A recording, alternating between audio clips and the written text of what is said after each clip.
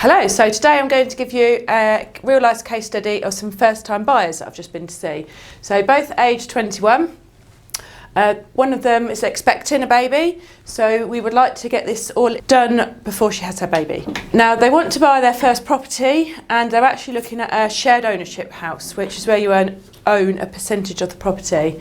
Now just a little bit about their background status. He's had 3 addresses in the last 3 years. As a first time buyer, sometimes that can't be helped because he lives with his parents and you can't control what your parents do. He's got a very clean credit file. He earns £20,000 a year, about £8,000 over time. She has some very minor commitments, a couple of £100 on a credit card, but on an O2 agreement she has a status 3, which means she's gotten to 3 months arrears, but she's cleared it off, and that was back in March 2019. But that's within the last year, so that causes some problems.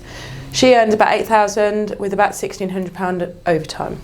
So on an affordability calculator, with most lenders, they could probably borrow up to £156,000, £157,000. This just gives them an idea of what they could buy. So if they wanted to go out and buy a house, a whole house, they could go up to that price. With a shared ownership, you can obviously take more. So this particular example, they want to buy a shared ownership for £240,000.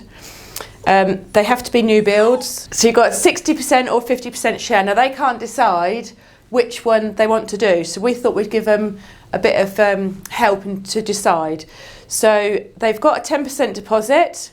This involves their Help to Buy ISA, some savings, and a family member is giving them a small gift. In this scenario, they need £14,400. In this scenario, they need £12,000. So the purchase price is £120. On this one, the purchase price is £144 on this one.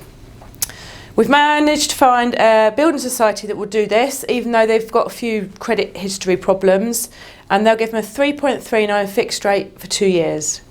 We're looking at a 40-year term because they're very young, and capital repayments, so it's paid off over the term. Now on this scenario, the monthly payment of the mortgage is £441, in this scenario it's £493. Because you only owe half the house, you have to pay rent on the other half. So the rent on this one's £275. The rent on this one is a bit less because their share is less, so £220. That means their total monthly premium is going to be £686 on this one, £713 on this one. You have to pay a service charge normally with these types of properties. That's £40 a month, both sides, because they're the same. So the difference between the two is £27 a month. So their situation is they've had to find an extra £2,200 and an extra £27 a month to go down this side. So what we did is we looked at what would be the situation in 5 years' time. If the house has gone up to £275,000 value, they are going to own 60% of that or 50% of that, which means the remaining share.